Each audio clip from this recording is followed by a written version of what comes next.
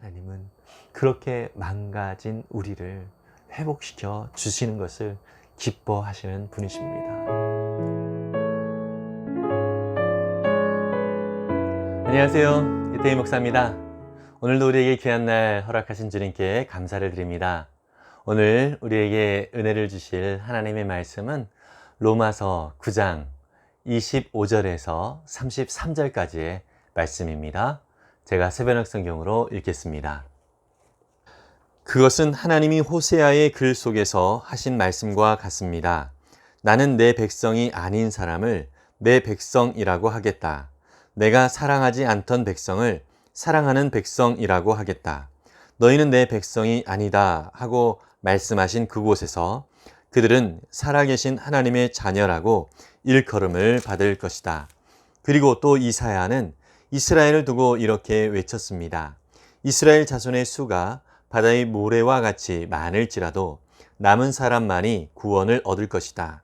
주님께서는 그 말씀하신 것을 온전히 그리고 조속히 온 땅에서 이루실 것이다. 그것은 또한 이사야가 미리 말한 바 만군의 주님께서 우리에게 씨를 남겨주지 않으셨더라면 우리는 소돔과 같이 되고 고모라와 같이 되었을 것이다 한 것과 같습니다. 그러면 우리가 무엇이라고 말해야 하겠습니까? 의를 추구하지 않은 이방 사람들이 의를 얻었습니다. 그것은 믿음에서 난 의입니다. 그런데 이스라엘은 의의 율법을 추구하였지만 그 율법에 이르지 못하였습니다. 어찌하여 그렇게 되었습니까? 그들은 믿음에 근거하여 의에 이르려고 한 것이 아니라 행위에 근거하여 의에 이르려고 했기 때문입니다. 그들은 걸림돌에 걸려 넘어진 것입니다. 그것은 성경에 기록한 바와 같습니다. 보아라, 내가 시온에 부딪히는 돌과 걸려 넘어지게 하는 바위를 둔다. 그러나 그를 믿는 사람은 부끄러움을 당하지 않을 것이다. 아멘. 바울은 자기 동족인 이스라엘 백성들이 하나님 앞에 나오기를 간절히 원하면서 특별히 로마서 9장에서 유대인들이 주님 앞에 돌아오기를 간절히 원하면서 자기 마음이 그들을 위하여 기도하는 가운데 큰 고통과 슬픔이 있다고까지 말을 했습니다. 그럼에도 불구하고 그들이 하나님 앞에 돌아오지 아니하고 여전히 율법적으로 살아가고 있는, 그리고 그들이 지키고 있는 율법을 그들의 의로 여기고 있는 그 모든 상황에 대하여서 참으로 안타깝게 여기고 있습니다. 그래서 바울은 특별히 9장에서 하나님이 주권적으로 그 백성들을 택하시고 인도하시는 부분에 대해서 말씀을 하고 있는데요. 구원은 자기의 의로서 이루어지는 것이 아니라 전적으로 하나님의 은혜로 이루어진다라고 하는 고백을 하고 있는 것입니다. 구원의 진정한 원리에 대하여 표현을 해주고 있습니다. 바울은 자기 동족 이스라엘 백성들이 바로 믿음으로 말미암아 하나님 안에 구원의 은혜를 얻기를 그토록 바라고 원했던 것입니다. 그래서 믿음으로 말미암아 구원을 얻은 예를 오늘 특별히 호세아와 또 이사야서를 통해서 들고 있는데요. 호세아 선지자는 특별히 이방인들을 향하여서 하나님께서 그 구원의 손길을 어떻게 베풀고 있는지에 대해서 말씀을 하고 있습니다. 25절에 보니까요. 나는 내 백성이 아닌 사람을 내 백성이라고 하겠다. 내가 사랑하지 않던 백성을 사랑하는 백성이라고 하겠다. 너희는 내 백성이 아니다 하고 말씀하신 그곳에서 그들을 살아계신 하나님의 자녀라고 일컬음을 받을 것이다. 이렇게 말씀을 하고 있습니다. 특별히 이방인들이 하나님 앞에 돌아오는 광경을 묘사를 하고 있습니다. 유대인들이 하나님을 외면했기 때문에 하나님의 그 사랑은 이방인들을 향하여 손을 뻗치게 된 것이죠. 그래서 이방인들이 주님 앞에 돌아오게 되어지고 그들이 참 이스라엘이 되어 약속하신 바들을 이루게 되어지는 놀라운 은혜를 경험하게 됩니다. 어쩌면 이것이 유대인들로 하여금 시기나게 해서 그들도 구원의 은혜 가운데 나올 수 있는 작은 동기부여가 되어지기도 하는 것이죠. 그리고 바울은 이사야 선지자를 또 언급을 하면서 이스라엘의 자손의 수가 바다의 모래와 같이 많을지라도 남은 사람만이 구원을 얻을 것이다 라고 말씀을 하고 있습니다. 이것은 하나님께서 일부만 구원하신다 라고 하는 의미라기보다는 모든 사람들이 죄 가운데서 멸망을 받을 수밖에 없는 그러한 안타까운 상황 속에서 하나님께서 일부라도 남겨주셔서 그들로 하여금 하나님의 구원의 역사를 이루어 가시겠다라고 하시는 하나님의 사랑의 계획이 그 안에 담겨 있는 것입니다. 노아의 홍수를 우리가 연상을 하면 바로 그 부분을 또 생각할 수 있는데요.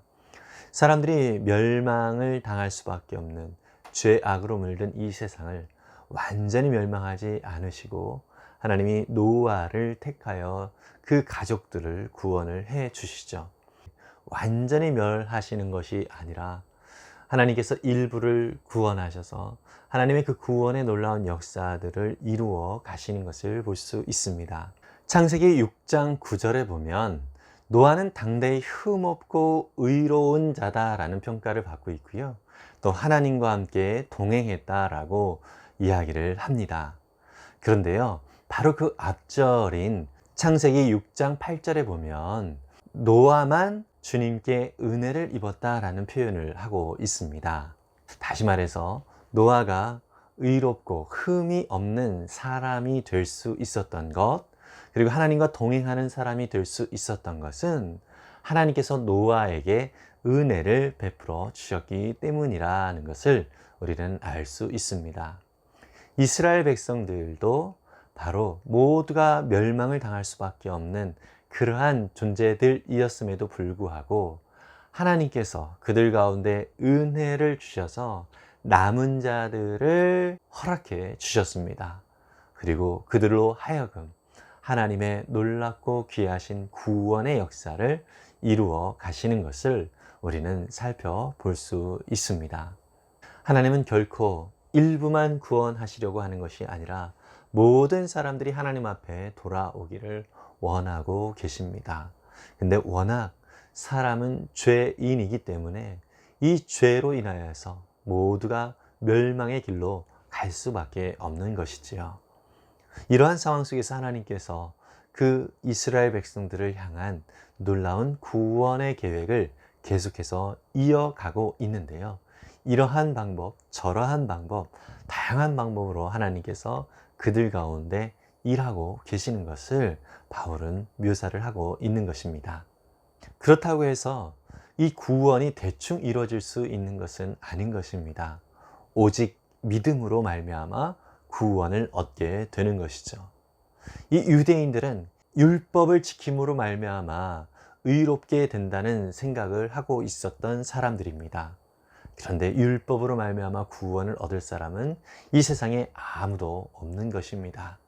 그래서 유대인들 역시 하나님의 은혜로 믿음으로 말미암아 구원을 얻는다라고 하는 이 변함없는 그 법칙 가운데 그들이 들어올 수 있도록 계속해서 일하고 계시는 하나님이시라는 것을 말씀을 해주고 있는 것입니다. 바울은 계속해서 이렇게 하나님께서 그 백성들을 향하신 구원의 놀라운 계획과 또 하나님의 인내하심과 또 하나님의 여러 방식을 통한 그 구원의 역사들을 기록하고 있는 것입니다.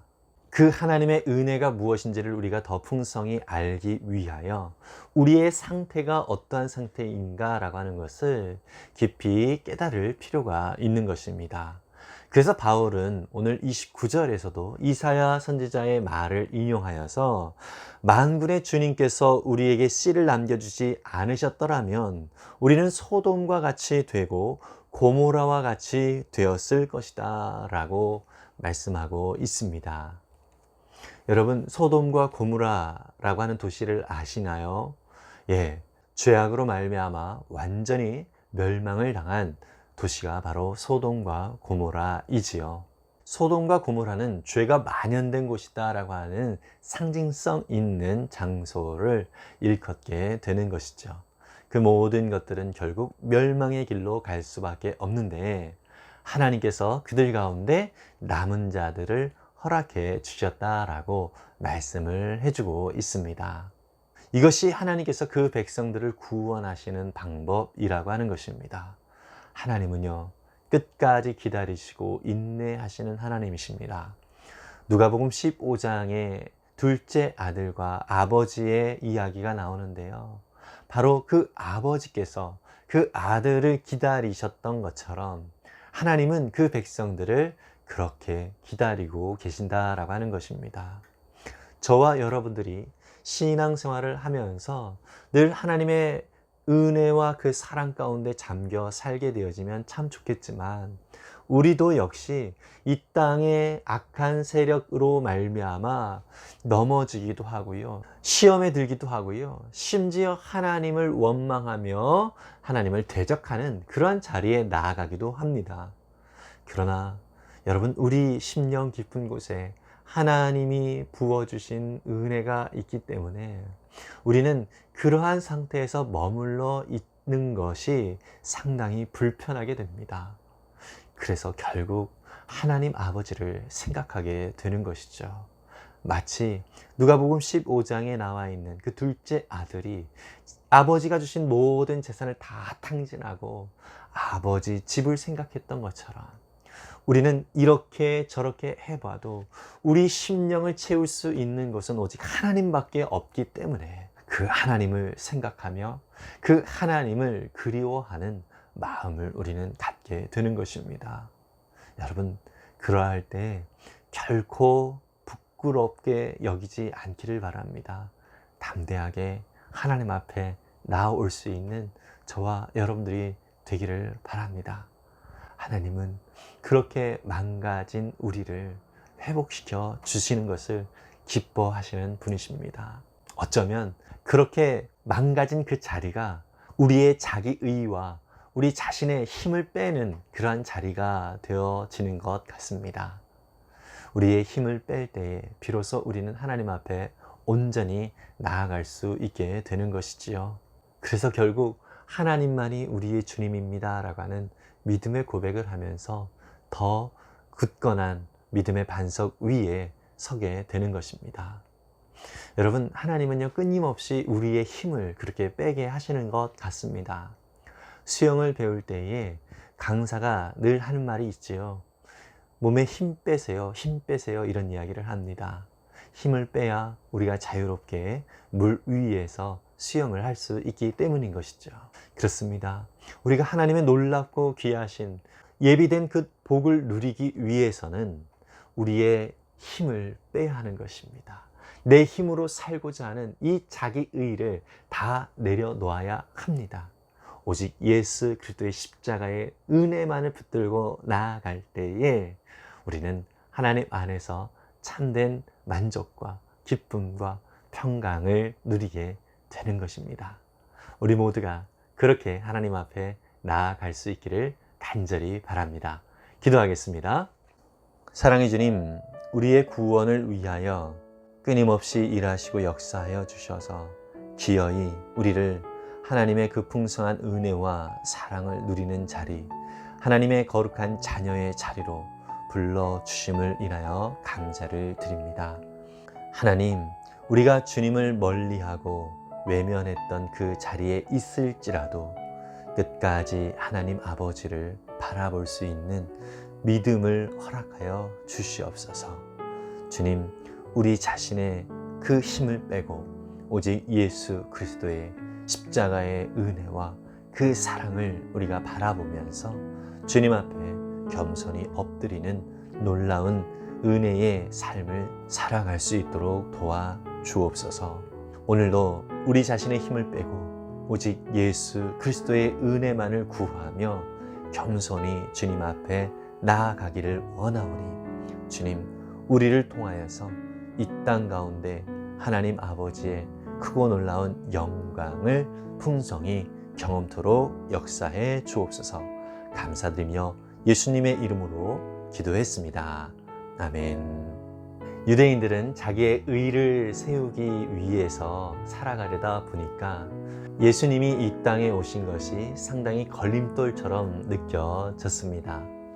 그래서 그 예수님을 오히려 배척하면서 나아가게 되죠.